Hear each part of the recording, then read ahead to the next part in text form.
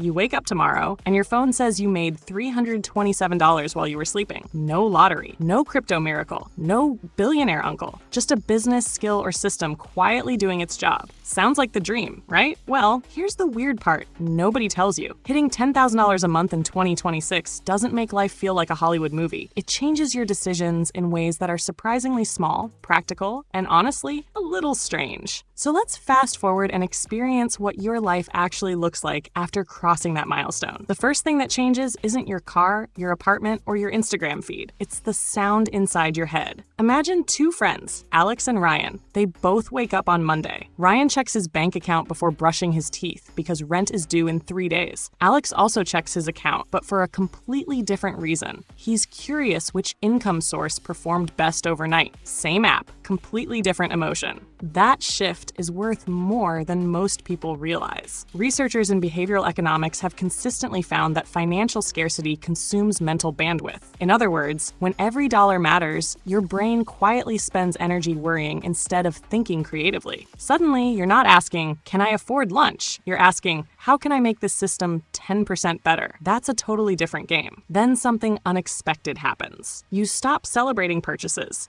Seriously, the first time you hit 5 figures a month, you might order the expensive sushi or finally buy the laptop you've been watching for months. But after that, it gets normal. Psychologists call this hedonic adaptation, the tendency to quickly get used to improvements. The excitement fades much faster than Amazon shipping. That's why many people making $10,000 a month still aren't satisfied. They upgraded their lifestyle but forgot to upgrade their purpose. Here's where life becomes interesting. Instead of buying random things, you start buying time. Grocery delivery? Worth it. Hiring someone to edit your videos or clean your apartment? Suddenly, those aren't luxuries. They're investments. As author Greg McKeown explains in Essentialism, protecting your time often creates more value than protecting every dollar. Think about it. If 2 hours saved can be used to improve the project earning your income, was that expense actually expensive? Now picture a Friday evening. Your friends are arguing over which streaming service to cancel because prices went up again. You're sitting there realizing you haven't thought about subscription costs in months. Not because you're rich, but because tiny financial decisions stopped dominating your attention. Ironically, you become more selective, not less. Instead of asking, can I afford this? You start asking, is this worth part of my life? That's a much harder question. And here's the funny part, nobody posts online. Your coffee doesn't suddenly taste better. Traffic is still annoying. Customer support still somehow manages to transfer you 6 times before hanging up. Money solves money problems, not every problem. Philosopher Arthur Schopenhauer once observed that wealth is like seawater. The more you drink, the thirstier you become if you chase it for its own sake. That's why the people who stay happiest after reaching higher incomes usually shift their focus from earning more to living better. But the biggest surprise hasn't happened yet. The moment you consistently earn $10,000 a month, people around you start changing, even if you don't. And that's where the real story begins. Now let's talk about the part almost nobody prepares you for, your relationships. Imagine you and your best friend both wanted financial freedom. A year later, you're consistently making $10,000 a month. Your friend is genuinely happy for you, at least at first. Then something subtle happens. You stop saying no to opportunities because of money, while they still have to. Weekend trip? Easy. Investing in a course? Sure. Taking a month to build a new project? Possible. Neither of you changed overnight, but your options did. And options quietly reshape friendships more than most people admit. This is where emotional intelligence becomes more valuable than your income. Psychologist Daniel Goleman argues that managing relationships often predicts long-term success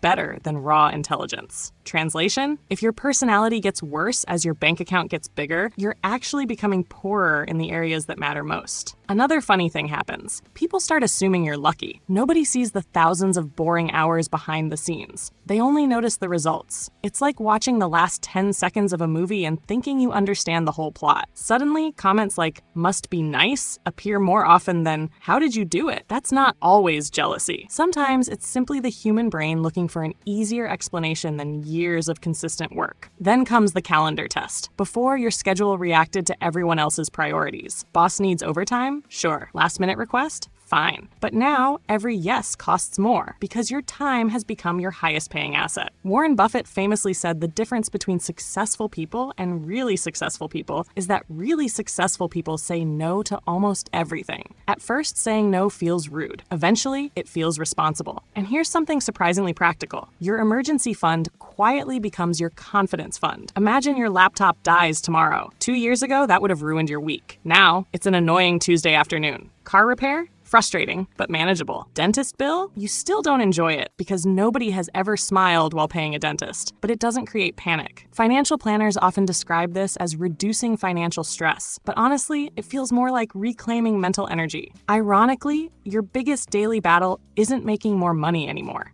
It's avoiding lifestyle inflation. One friend upgrades everything every few months because I can afford it. Another keeps living almost the same, investing the difference into assets that buy even more freedom later. Who's actually wealthier? Morgan Housel, in The Psychology of Money, points out that wealth is what you don't see. The expensive watch is visible. The investments quietly growing in the background aren't. So while everyone imagines the dream is reaching $10,000 a month, the real challenge begins after you get there. Because once survival is no longer the main objective, you're forced to answer a much harder question. What are you actually building your life around? And that answer changes everything. Now fast forward another year. You're still earning around $10,000 a month, but something surprising has happened. The income itself barely excites you anymore. Instead, you become obsessed with one question. If I stopped working for 30 days, what would still keep earning? That's when your mindset quietly shifts from chasing income to building assets. Maybe it's a YouTube library that keeps getting views, a digital product people buy while you're asleep, investments quietly growing in the background, or a business with systems instead of constant firefighting. You stop measuring success by today's paycheck and start measuring tomorrow's freedom. Think of two creators. Emma spends every extra dollar upgrading her lifestyle. Better apartment, better car, better everything. Noah lives comfortably too, but every month he puts part of his income into index funds, his business, and projects that compound. 5 years later, Emma looks wealthier. Noah actually is. That's the magic of compounding, something Albert Einstein was famously credited with admiring as one of the world's most powerful forces. Whether or not he said those exact words, the principle is undeniably real. Small decisions repeated consistently become enormous over time. Here's another thing nobody tells you. You become much more careful about who gets access to your attention. Every notification starts competing with opportunities worth real money. Endless scrolling doesn't disappear because you're suddenly disciplined. It disappears because the opportunity cost becomes obvious. Spending 3 hours arguing with strangers online feels a lot less entertaining when those same 3 hours could improve a project that generates thousands of dollars over the next year. Ironically, you also become less interested in looking successful. The expensive logo on a hoodie becomes less impressive than someone who genuinely enjoys their Monday morning. Naval Ravikant often talks about wealth being assets that earn while you sleep, while status is other people noticing you. Once you experience both, you realize they're completely different games. One buys freedom, the other rents approval. Of course, life still throws punches. Markets slow down, clients disappear. Algorithms decide your best performing post suddenly deserves 12 views. Welcome to 2026. The difference isn't that problems vanish, it's that you finally have enough breathing room to solve them logically instead of emotionally. Stress becomes strategy. Then there's one final realization that catches almost everyone off guard. The best moments have almost nothing to do with spending money. It's eating dinner without checking your bank balance first. Taking your parents on a trip without calculating every expense. Choosing work because it's meaningful instead of because you're desperate. Sleeping well because next month's bills are already covered. Those moments never trend on social media, yet they're the ones that actually feel rich. So if someone tells you that making $10,000 a month means you've reached the finish line, smile and keep walking. Because the money wasn't the destination.